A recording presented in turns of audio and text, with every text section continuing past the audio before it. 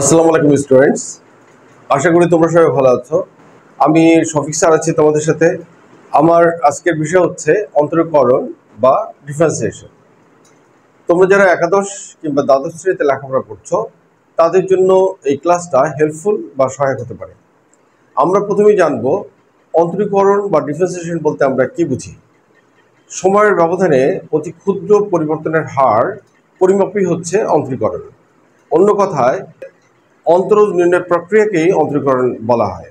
That is, derivative is a special type of limiting value and the process of finding the derivative of a function is called differentiation. আমি আজকে মূলত first principal ল বা মূল নিয়ম apply করে কিভাবে ত্রিকোণমিতিক ফাংশন, সূচক ফাংশন এবং লগারিদমিক ফাংশনের অন্তরীকরণ নির্ণয় করা যায় তা নিয়ে আলোচনা করব। তাহলে চলো শুরু করা যায়।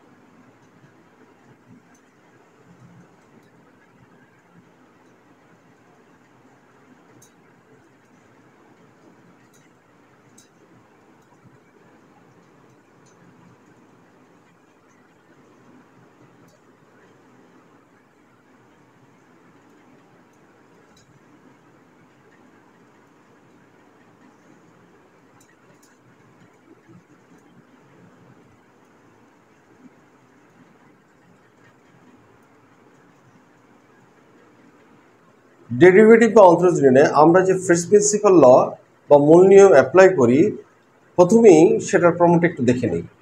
দেখো, এখানে এক্স ও এক্স প্রাইম এবং ওয়াই ও ওয়াই প্রাইম অক্ষ দুটা পরস্পরকে অবিন্দু ছেদ করেছে এবং ও হচ্ছে মূলবিন্দু বা অরিজিন পয়েন্ট।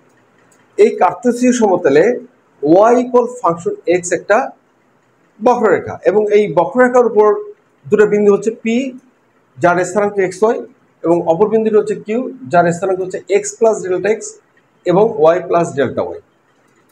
পি এবং কিউ হতে ও এক্স এর উপর পি এম এবং কিউ এন লম্ব এবং পি হতে কিউ এন এর উপরে পি আর লম্ব। এখন এই লম্ব হওয়ার কারণে পি কিউ আর একটা সমগ্র ত্রিভুজ, যার অতিভুজ হচ্ছে P Q. P M equal R N equal Y হবে এবং M N equal P R equal delta X হবে এবং এখানে কিউ আর ইকুয়াল কি হবে? Delta Y. কেননা ও থেকে এন পর্যন্ত হচ্ছে এক্স প্লাস ডেল্টা এক্স এবং এন থেকে কিউ পর্যন্ত হচ্ছে ওয়াই প্লাস ডেল্টা ওয়াই। যেহেতু আর এন হচ্ছে ওয়াই, সেহেতু কিউ আর ইকুয়াল হচ্ছে ডেল্টা ওয়াই। তাহলে সমগ্র ত্রিভুজ পি কিউ আর এটার বাহুদ্বয়ের দৈর্ঘ্য যথাক্রমে ডেল্টা ওয়াই এবং ডেল্টা এক্স। কেমন? আমাদের এখানে যে ইকুয়েশনটা দেওয়া আছে, y equal function x. Y equal যদি ফাংশন এক্স হয়, অর্থাৎ এই ওয়াই যদি ফাংশন এক্স হয়, দেয়ারফর আমরা বলতে পারবো ওয়াই প্লাস ডেল্টা ওয়াই, অর্থাৎ যেটা কিউ বিন্দুর কোটি বা অর্ডিনেট, সেটা কি বলতে পারবো আমরা? Function x plus delta x. কেমন? তাহলে আমি এখানে যদি ওয়াইটাকে সাইড চেঞ্জ করি বা পক্ষান্তর করি, তাহলে কি পাচ্ছি আমরা? Delta Y equal function x plus delta x minus Y, or delta Y equal হচ্ছে function x plus delta x minus function of X. যেহেতু ডেল্টা ওয়াই এবং ডেল্টা এক্স লম্ব বাই ভূমি, এবং আমরা জানি যে কোনো সরলরেখার ঢাল হচ্ছে ট্যান থিটা ইকুয়াল লম্ব বাই ভূমি, তাহলে সেটা যদি আমরা করতে চাই, তাহলে আমরা ডেল্টা ওয়াইকে ডেল্টা এক্স দ্বারা ভাগ করে দেব। কেমন? তাহলে function x plus delta x minus function of x by delta x. তাহলে এটা স্পষ্টত যে পিকিউ হচ্ছে ওয়াই ইকুয়াল ফাংশন এক্স বক্ররেখার ছেদক এবং এই পিকিউর ছেদকের ঢাল হচ্ছে এই delta y by delta x. এখন আমরা যদি এই এক্সকে স্থির রাখি, মানে এটা ফিক্সড রাখি, এবং যদি ডেল্টা এক্স টেন্স টু যদি জিরো হয়, ডেল্টা এক্স যদি শূন্যর দিকে ক্রমশ অগ্রসর হয়, তাহলে সেটা কিন্তু এক্সের কাছাকাছি চলে আসবে না, মানে এক্সে এসে মিলে যাবে।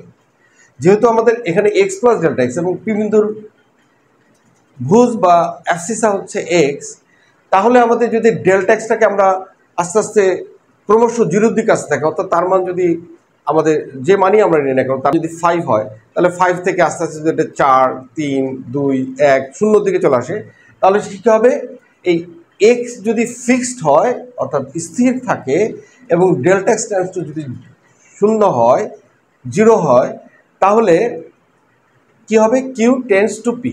কিউ কি করবে, ক্রমশ পির দিকে আসতে থাকবে এবং ultimately Q coincide with P, এবং আলটিমেটলি কি হবে, কিউটা পির সাথে মিলে যাবে। In this case QP will be the tangent at P, অর্থাৎ পি বিন্দুতে কিউপিটা কি হবে, পি বিন্দুতে স্পর্শক হবে। সেই ক্ষেত্রে ডেল্টা টেন্ডস টু 0 সেটা যদি আমরা লিমিটের মধ্যে প্রকাশ করি, তাহলে কি পাচ্ছি দেখো, আমরা limit delta x tends to 0 delta y by delta x equal limit delta x tends to 0 function x plus delta x minus function of x by delta x. এখন এই যে বাম পক্ষের যে আমরা দেখছি limit delta tends to 0 delta y by delta x, এটা কিন্তু পি বিন্দুতে পি কিউ ছেদকের ঢাল, এবং এই যে এটা এখানে হচ্ছে, এটা হচ্ছে ফাংশন এক্স এর অন্তরজ। তাহলে একই বিন্দুতে পি কিউ স্পর্শকের ঢাল এবং একই বিন্দুতে এই ফাংশন এক্স এর অন্তরজ, এরা কিন্তু সমান। বাম পক্ষে দেখো যে এটা যেহেতু পি কিউ স্পর্শকের ঢাল, তাহলে এটাকে আমরা ডিওয়াই বাই ডিএক্স দ্বারা প্রকাশ করতে পারি। দ্যাট ইজ আমরা এটাকে ডিওয়াই বাই ডিএক্স দ্বারা প্রকাশ করতে পারি, এবং আমরা ডেল্টা এক্স যদি আমরা এইচ ধরি, তাহলে আমরা কি পাচ্ছি দেখো, limit H tends to 0 function x plus h minus function of x by h. তাহলে এটি হচ্ছে ফার্স্ট প্রিন্সিপাল ল বা মূল নিয়ম। যদি বলা হয় যে ফার্স্ট প্রিন্সিপাল ল বা মূল নিয়ম অ্যাপ্লাই করে অন্তরজ নির্ণয় করো, তখন কিন্তু আমাদের এই সূত্রটা অ্যাপ্লাই করতে হবে। শর্টলি আমরা একটু দেখে নিলাম কীভাবে সূত্রটা আমরা পাই। আশা করি তোমরা বুঝতে পেরেছ।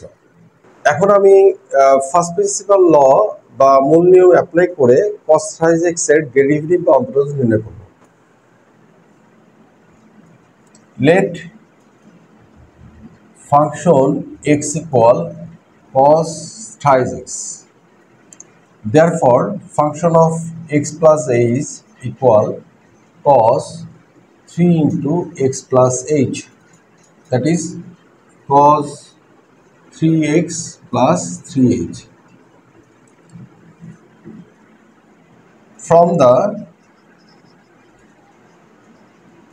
first principle of derivative,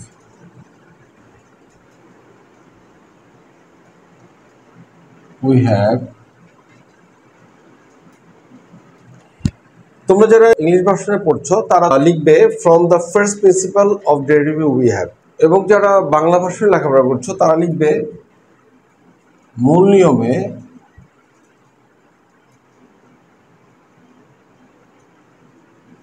অন্তরজের সংজ্ঞা অনুযায়ী, অন্তরজের সংজ্ঞা অনুযায়ী dy dx, that is differentiation of function x, equal limit h tends to 0 function x plus h minus function of x by h. Therefore dy dx cos thrice x equal limit h tends to 0 function x plus h হচ্ছে cos 3x plus 3h, that is cos 3x plus 3h minus, এবং function x এর value হচ্ছে cos thrice x by h equal limit h tends to 0। এখানে আমাদের দেখো cos c minus cos d এই সূত্র আমরা অ্যাপ্লাই করতে পারছি। তাহলে আমরা জানি কি cos c minus cos d কি, আমরা কি জানি, cos c minus cos d equal হচ্ছে 2 sin c plus d by 2 sin d minus c by 2। তাহলে এই সূত্র যদি আমরা এখানে অ্যাপ্লাই করি তাহলে আমরা পাচ্ছি 2 sin c plus d by 2, that is 3x plus 3h by 2 sine d minus c by 2, that is 3x minus 3x minus 3h, তাহলে দ্যাট ইজ এখানে আসতেছে মাইনাস 3h by 2। ডিনোমিনেটর বা হরে আছে h, নিউমিনেটর বা লবে এখানে 2 coefficient হিসেবে আছে এবং আমরা জানি সাইন মাইনাস থিটা মানে মাইনাস সাইন থিটা। তাহলে এই মাইনাস এবং 2 যদি মাল্টিপ্লাই করি আমরা তাহলে কি -2 পাচ্ছি। এই -2 কিন্তু আমরা কোএফিসিয়েন্ট হিসেবে বা সহগ হিসেবে লিখব। তাহলে -2 limit 3h by 2 tends to 0 sin 3x plus 3h by 2 limit 3h by 2 tends to 0 sin 3h by 2 3h by 2। আমরা জানি যে sin theta by theta equal 1, সেজন্য আমাদের এখানে sin থিটা দ্যাট ইজ থিটাকে রিপ্রেজেন্ট করছে 3h by 2। তাহলে আমাদের নিচে আছে শুধু h, এটাকে যদি আমরা sin থিটা বাই থিটা ফর্মে নিতে চাই তাহলে আমাদের এটাকে আমরা কি করেছি sin theta by theta that is 3h by 2 by 3h by 2, কিন্তু বাট আমাদের এখানে h আছে, এটাকে ইকুয়াল করার জন্য আমাদের 2/3 দ্বারা মাল্টিপ্লাই করতে হবে। কেমন?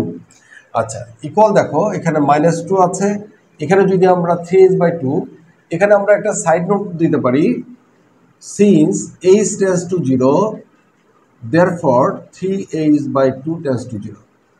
এখানে যদি আমরা মান বসাই তাহলে আমরা পাচ্ছি 3h by 2 এর tends to হচ্ছে 0, তাহলে আমরা এখানে পাচ্ছি sin 3x plus 0। এখানে আমরা একটা লাইন এক্সটেন্ড করতে পারি 3h by 2 tends to 0 এবং এখানে sin 3h by 2 3h by 2 that is sin theta by theta into, যেহেতু এটা এখানে 1 ডিভাইডেড 2/3 দ্যাট ইজ এটাকে যদি আমরা ক্যালকুলেট করি তাহলে আমরা পাচ্ছি 3/2। তাহলে কি পাচ্ছি দেখো এখানে -2, এখানে হচ্ছে sin twice x এবং ওখানে হচ্ছে 1 ইন্টু হচ্ছে 3/2। এই 2 এবং এই 2 যদি আমরা মিউচুয়াল কাট করি তাহলে আমরা পাচ্ছি -3 sin thrice x। Therefore dy by dx differentiation of cos thrice x equal -3 sin thrice x। এখন আমি e⁴ax এর ডেরিভেটিভ তো অন্তর্জ নির্ণয় করব। Let function of x equal হচ্ছে e⁴ax, therefore function of x plus h equal e⁴a into x plus h, that is equal ax plus ah। From the first principle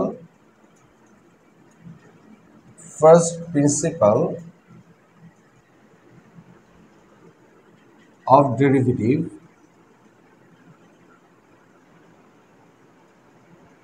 we have, অর্থাৎ মূল নিয়মে অন্তরজের সংজ্ঞা অনুযায়ী differentiation of function x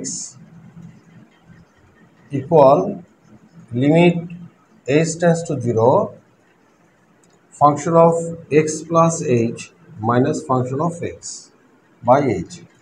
Therefore dy by dx differentiation of e⁴ax equal the limit h tends to 0 function of x plus equal e⁴ax plus h minus function x equal হচ্ছে e⁴ax equal limit h tends to 0। আমরা জানি যে গুণের সময় পাওয়ারগুলো যোগ হয় এবং যোগ থাকলে সেটাকে আমরা মাল্টিপ্লাই আকারে লিখতে পারি। তাহলে এখানে আমরা লিখতে পারি e⁴ax into e⁴ah minus e⁴ax by h equal limit h tends to 0। আমরা লব বা নিউমারেটরে আমরা e⁴ax কমন নিতে পারি। কেমন? e⁴ax, তাহলে আমাদের থাকছে e⁴ah minus 1 by h এখন আমরা কমন নেওয়ার পরে কমন যে টার্মটা সেটা পাচ্ছি E to the power X. এই কমন টার্মটাকে আমরা কোএফিসিয়েন্ট অথবা সহগ হিসেবে লিখতে পারি। That is E to the power A X limit A H tends to 0, E to the power A H minus 1 A H into A. যেহেতু আমরা জানি যে limit X tends to 0 E to the power X minus 1 by X equal হচ্ছে 1, সেহেতু আমরা সূত্রে convert করার জন্য আমরা কিন্তু E to the power H minus 1 নিচেও আমরা এইচ নিয়ে আসলাম, অর্থাৎ ইর পাওয়ারের সিমিলার আমরা ডিনোমিনেটর এখানে নিয়ে আসলাম। তাহলে আমাদের এই সূত্রে আমরা অ্যাপ্লাই করতে পারবো এখন। আর এটাকে ইকুয়াল করার জন্য আমরা এখানে মাল্টিপ্লাই করলাম এ, কেমন? তাহলে এখন পাচ্ছি কি আমরা, দেখো E to the power A X into according to formula limit H tends to 0 E to the power H minus 1 by H, এটা equal 1 into A, that is A into E to the power A X. therefore আমরা লিখতে পারছি D by D X E to the power A X equal হচ্ছে A into E to the power A X. এখন আমি এ base log x এর derivative বা অন্তর্জ নির্ণয় করব। তাহলে আমরা প্রথমে ধরে নিচ্ছি let function of x equal হচ্ছে এ বেস লগ এক্স। আমরা জানি যে a base log x equal হচ্ছে e base log x into a base log e, log natural x into a base log e. Therefore, function x plus h equal a base log x plus h. A base log x plus h into a base log e equal আমরা লিখতে পারছি log natural x plus h into a base log e.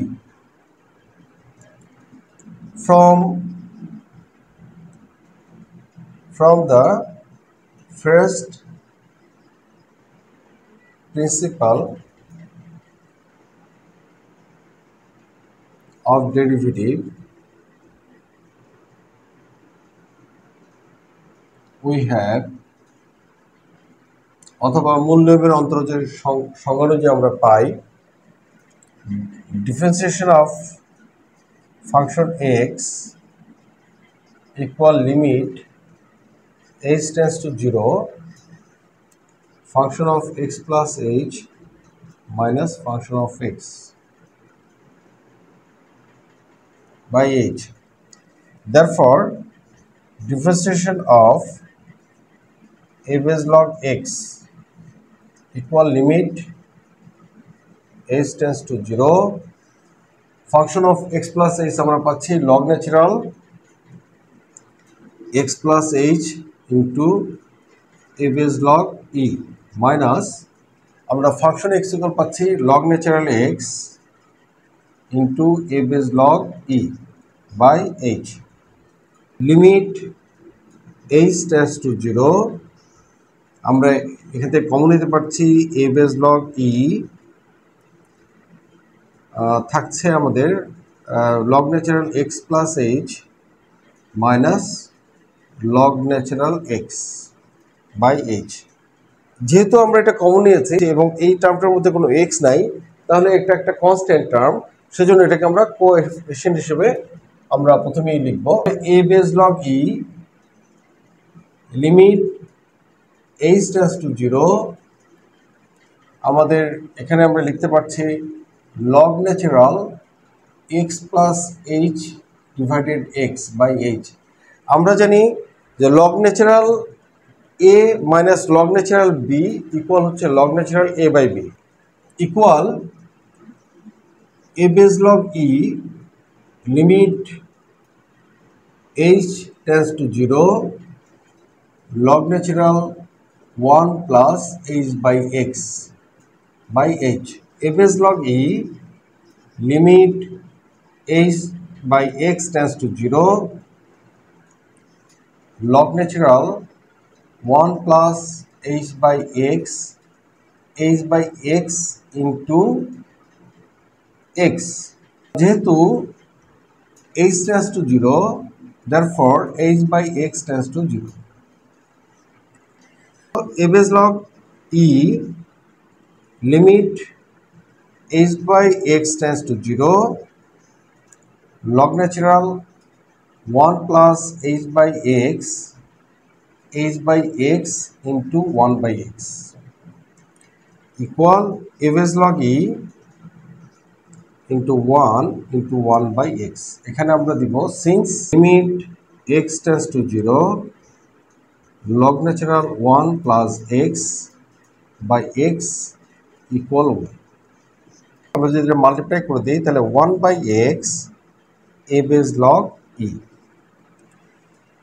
Therefore differentiation of a base log x equal 1 by x a base log e.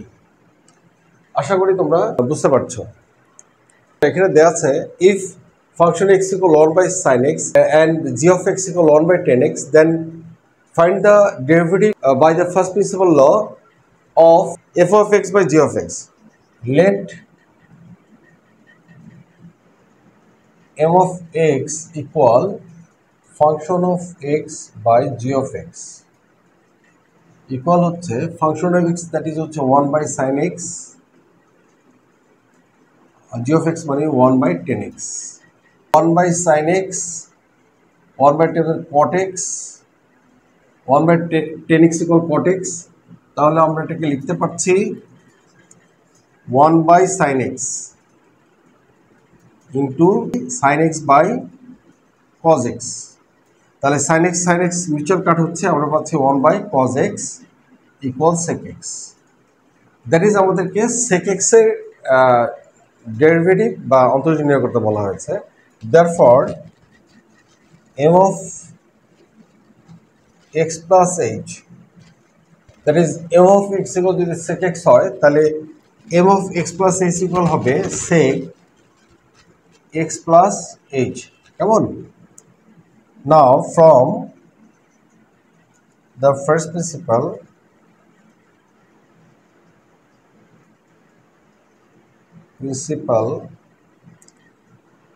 of derivative,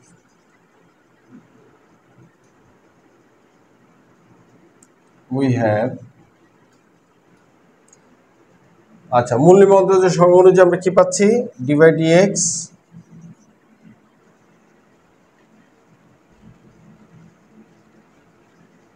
limit h tends to 0 m of x plus h minus m of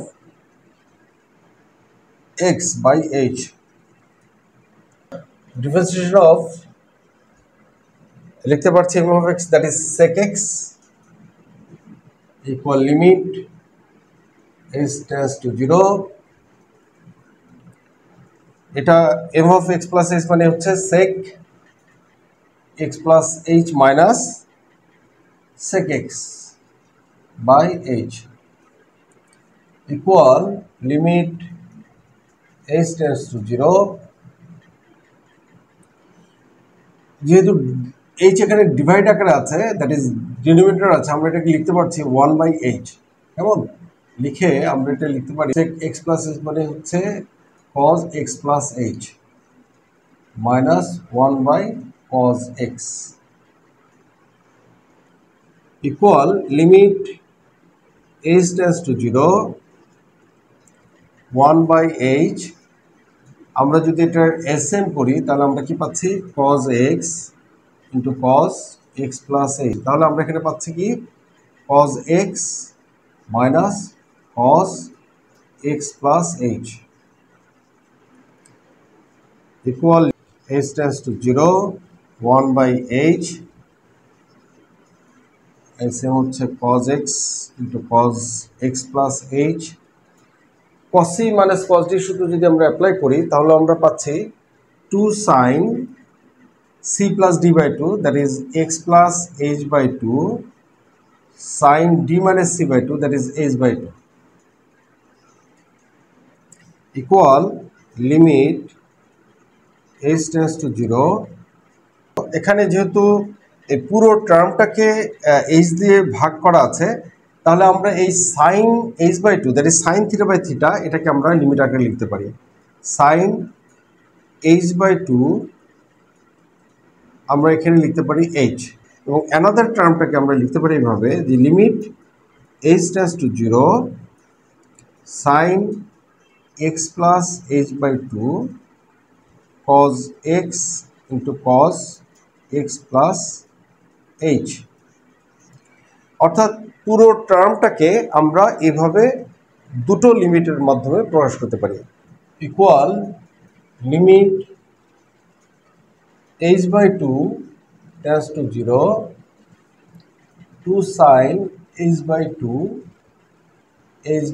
into 2। অর্থাৎ আমাদের এখানে denominator ছিল h, তো আমরা sign θ/θ করার জন্য h/2 করলাম এবং এটাকে ইকুয়াল করার জন্য আমরা এখানে 2 দ্বারা মাল্টিপ্লাই করলাম। তাহলে এই 2 এবং 2 মিউচুয়াল কাট হবে।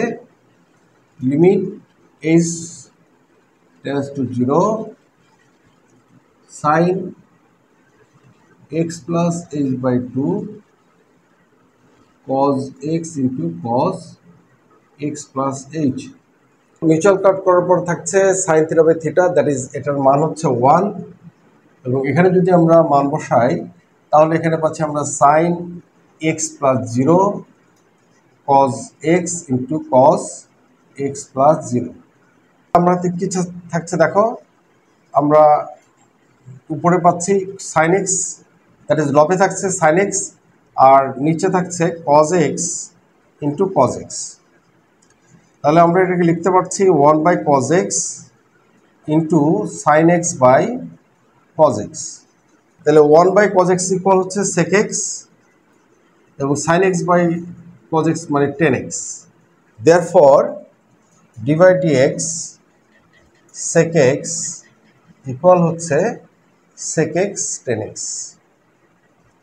আশা করি তোমরা অঙ্কগুলো বুঝতে পেরেছ। যদি তোমাদের অঙ্কগুলো বুঝতে কোনো সমস্যা হয় তাহলে অবশ্যই তোমরা আমাকে কমেন্টের মাধ্যমে জানাতে পারো। তাহলে আজকে এ পর্যন্ত তোমরা ভালো থাকো, সুস্থ থাকো, এই কামনায় আল্লাহ হাফিজ।